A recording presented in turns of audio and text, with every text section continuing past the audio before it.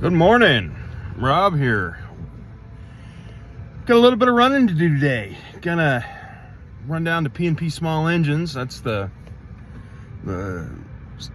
small engine shop that I buy all my power equipment from. I'm gonna start buying my lawnmowers and stuff from them too. They're just really good guys down there. I've bought a couple big expensive pieces of, about my 400C, steel 400C down there. And funny story about that, I went in to buy the 500i and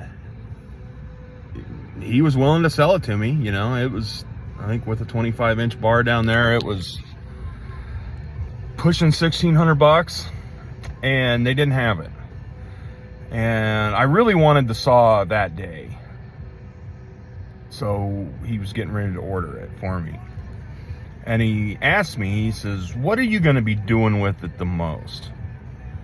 And I said, "Well, it's mostly firewood, but I want something bigger. I want, 60 cc's or bigger.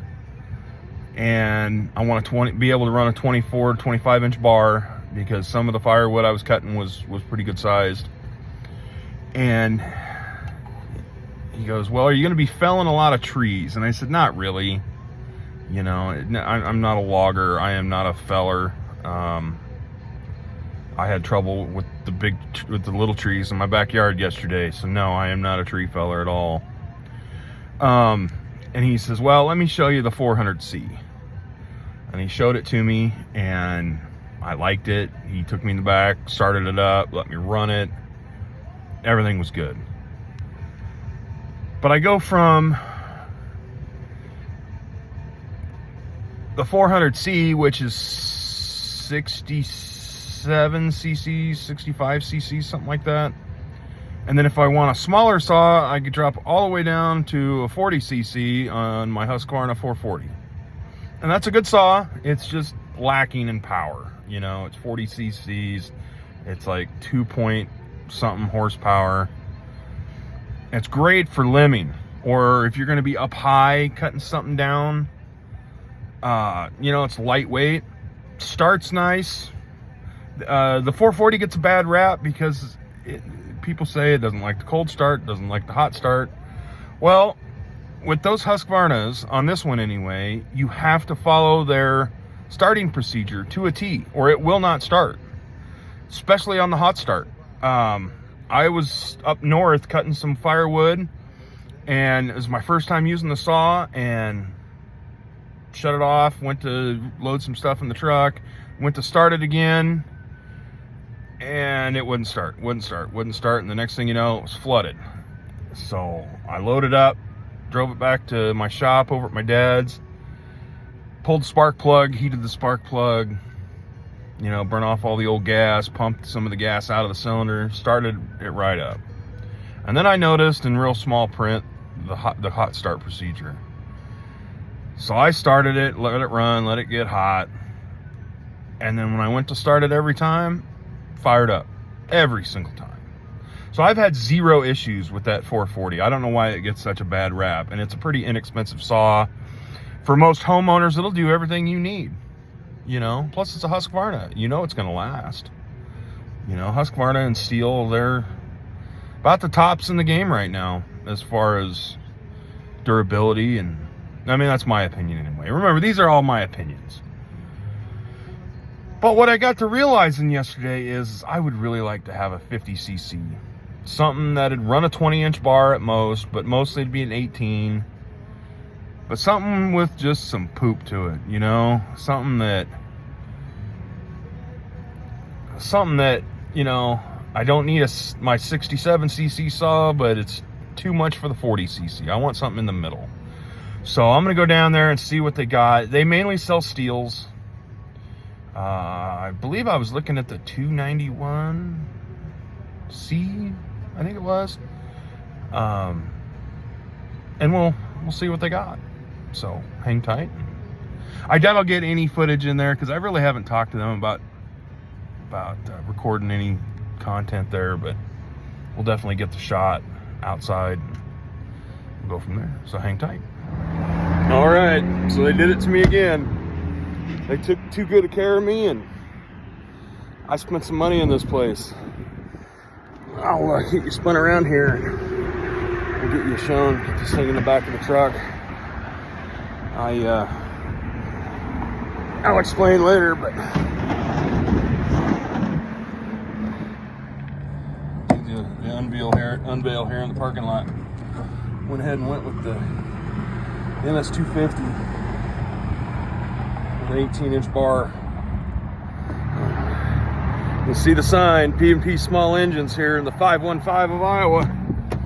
Pretty much the only place I'm going to spend my money anymore. They,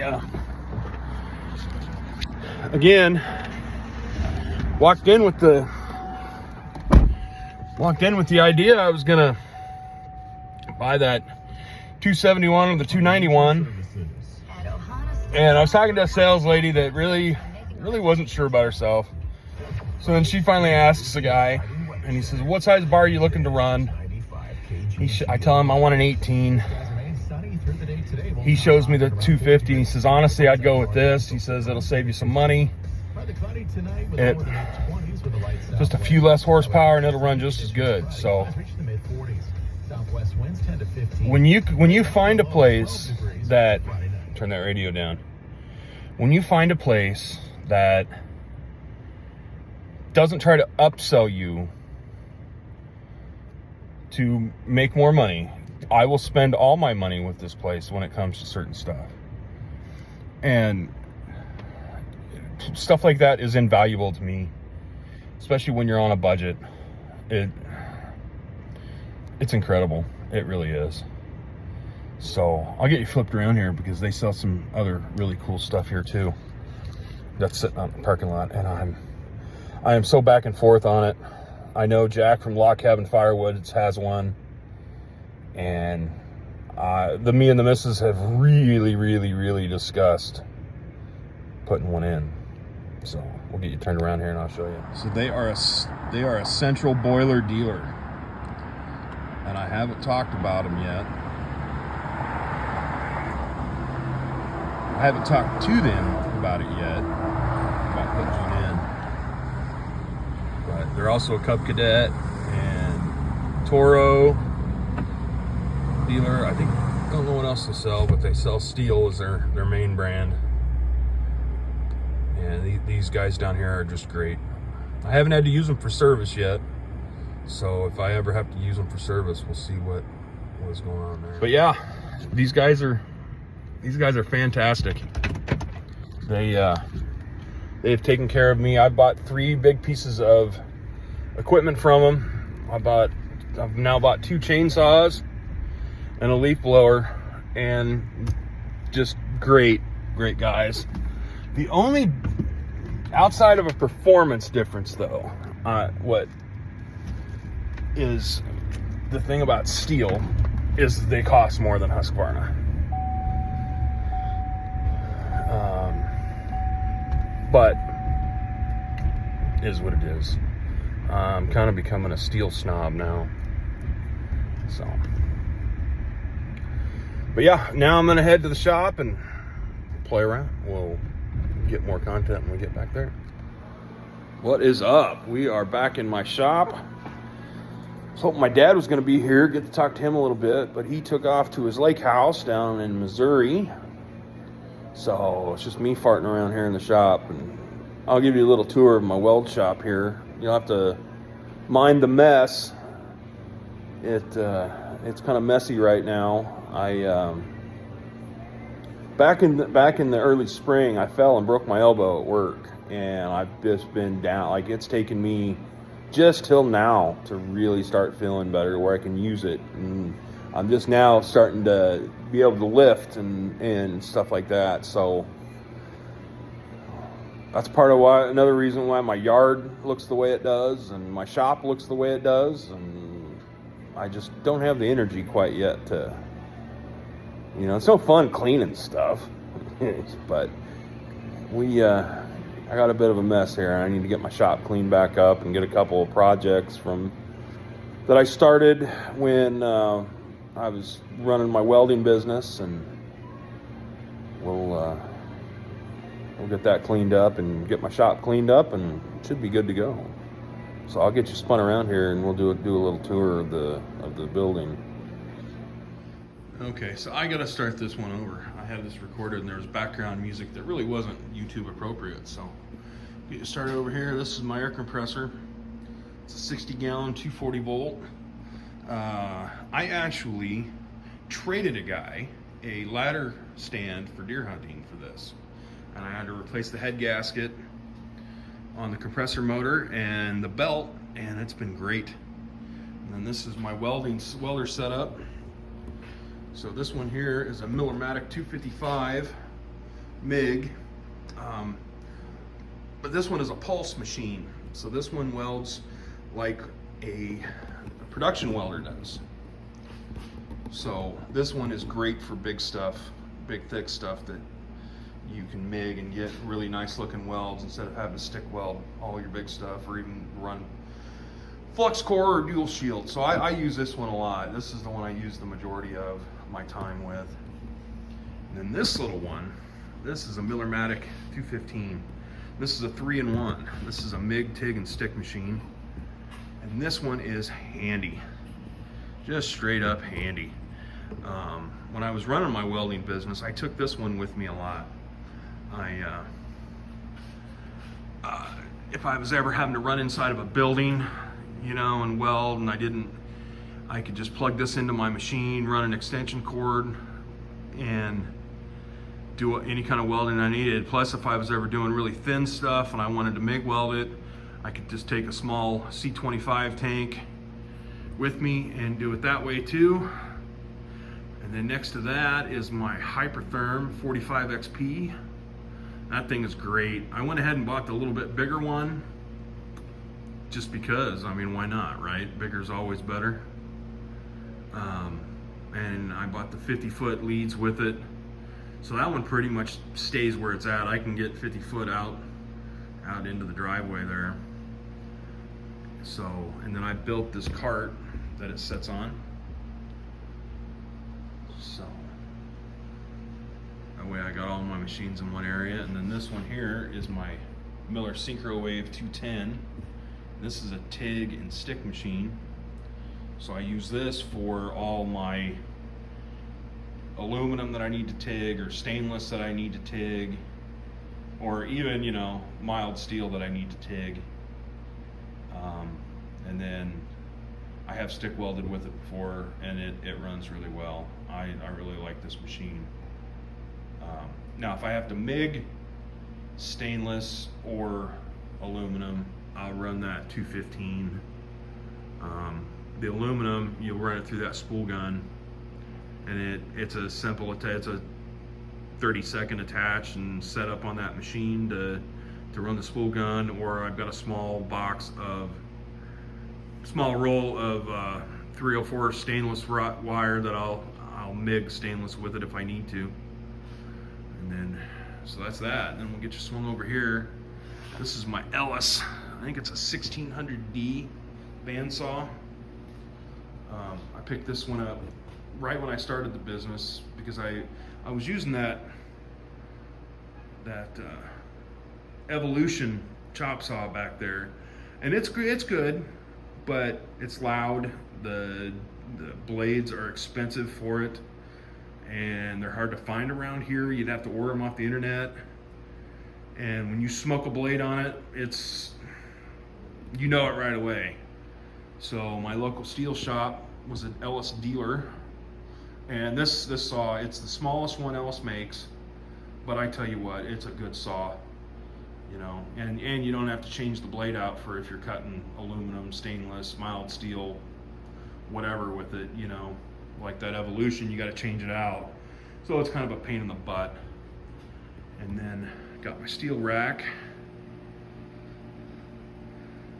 that I keep a little bit of stock of material in place. That Hypertherm, I've used it to the plasma cutter.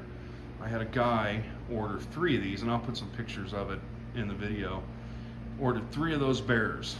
Come over with a projector, and we traced it out on a piece of sheet metal, and There was a big mama bear and then 2 baby bears that size that he wanted that I cut out and painted black, and they looked nice, so I cut a couple out for myself.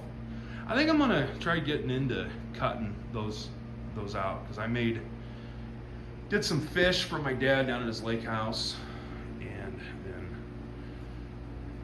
and then the all important beer fridge that every shop needs to have. Got a couple of Snap-on toolboxes that are full. This one's mainly my welding stuff. Shout out to Jody with Welding Tips and Tricks YouTube channel. Got your sticker there because I bought some off of his store. And then that's where I keep all my hand tools. And then this is usually more organized, but I usually keep all my grinders, and it's missing a few. And the bigger clamps and my levels and squares, and usually all my welding helmets are hung up over there, but for whatever reason they're on this toolbox that's turned into a junk pile. And then my welding table is a Certiflat welding table, fixture table, and this actually comes in a kit. So you can put it together, and it's all tabbed and slotted, and then you just weld it together, and then it's got, I don't know if I can get you up underneath there and you can see it, but it's got bracing, like right, you can't see it. It's got bracing that goes down the sides, right here where this tab and slot is, and you just put it together like a puzzle and weld it up. And then I bought the laser cut legs, and then I added the straps for my clamps on 2 sides, and I bought a little extension for it to make the table a little bigger, because these things are kind of spendy, but well worth it. I have done all kinds of fixturing with it, and the one thing that I'm pretty proud of is the clamps. So usually you got a clamp that'll fit down in these holes, and then you can clamp whatever you're working on right to the table. And they're like 60, 70 bucks or more. What I did is I went to Harbor Freight, and I bought, I don't know, 10 of these for, I don't know, $2.99 a piece. And then what I did is I went and bought a bunch of 5/8 shouldered bolts, because these holes are 5/8 holes, and I cut the threads off, and then now you just stick that on in there, run your thing down,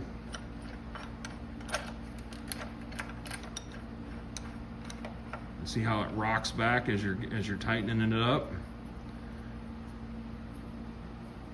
So we're pretty tight there. You see, it's in there, so it rocks it back as you're tightening it down, and that's how all the expensive ones do it. And then when you get it good and loose, it just pulls right out. So what I did, there we go. What I did was I cut off the other end of this clamp, and then I took a bolt, like I said, and cut the threads off and just lift the shoulder part. And then I ground a groove in it, and then I TIG welded this to the bolt, and I tell you, they've stood up pretty well. I'm pretty pleased with it.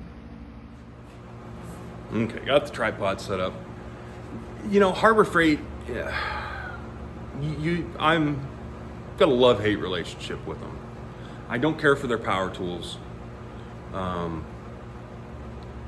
Their ratchets, I don't really care for them. But like their wrenches, I've got a set of wrenches in here that are great. I like them for my welding clamps. Get that adjusted a little bit. I like them for my welding clamps because everybody who's welded and you've clamped stuff together, you know that you're gonna tack a clamp to whatever material you're welding, and I've done it, and it's better to do it on a $2.99 clamp than a $29 or $30, $40, $50 clamp. So they're good for that stuff. What else have I bought? Let's see.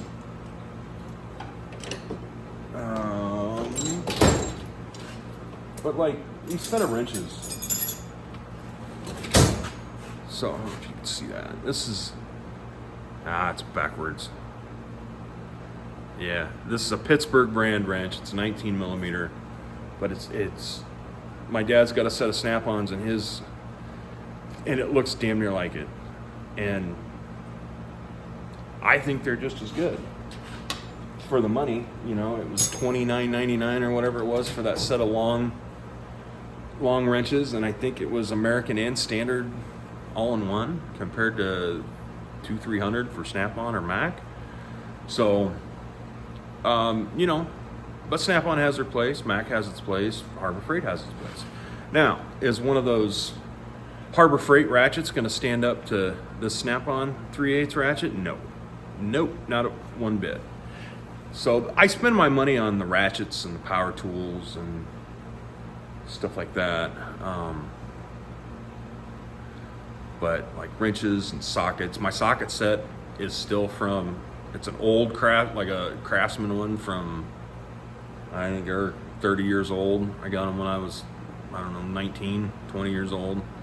And they're great. They're 6-point sockets. I don't even think the chrome is chipped off them yet. You know, I don't think Craftsman's the same as it once was, but yeah, it's. And then like my grinders, I buy Metabo brand grinders, just because my experience with DeWalt and Milwaukee grinders, they just don't hold up the same, and Metabos really aren't that much more. And they last, and I abuse them. I really do abuse my grinders. Let's see what else. Now I do use Milwaukee cordless. I've got a 3/8 Milwaukee impact and a Milwaukee drill, and that little impact, I tell you what, I have taken some pretty big stuff off with it, and it seems to really hold up. I've got a cordless Milwaukee bandsaw that it runs pretty good. So yeah, that's a tour of my shop, and now I'm gonna mess around with my chainsaws and sharpen some chains. I probably won't get any footage of that, just because I don't want to hear in the comments how I'm sharpening my chains wrong, and because I do use a little Harbor Freight chain sharpener. It seems to work out okay, but I'm not opposed to learning. So I think I'm going to try one of those. I think they're the 3-in-1 steel hand sharpeners. Thought I'd try that, and then I thought I'd pick up a Dremel tool, like what Chris in the Woodyard uses, and see if that does it. I like those steel 3-in-1s because you can hit your rakers at the same time. So, oh, there's one thing else that every shop needs. We use it all the time, and it goes perfectly with your beer fridge. And I'll get you spun around here and show you. The popcorn maker.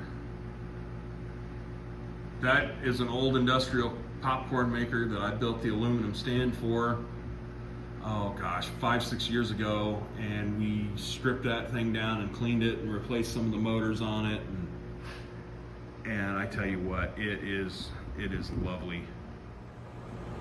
It's nice to have that you know, that movie style popcorn in your shop while you're working. So usually after the work was done in here, and you know, you have a few buddies over and you make a couple batches of popcorn and drink a couple adult chassis, and you know, it's a pretty good time. So, but yeah, I'm gonna do a video here shortly of all the saws and wood cutting tools and all that I use. You know, we'll go over all my chainsaws, we'll go over my axes, all the other stuff that I use when I'm cutting up firewood, and I think that's all I got.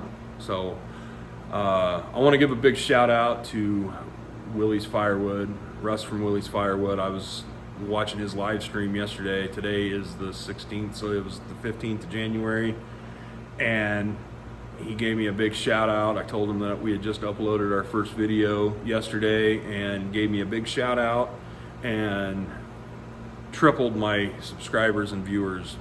I gotta say, this woodhound community is some of the nicest and welcoming, and I really don't know how else to say it. They're just some of the best people around. So thank you all for the subscribes and the likes and the comments. You guys are great. I'm proud to be a part of this woodhound community.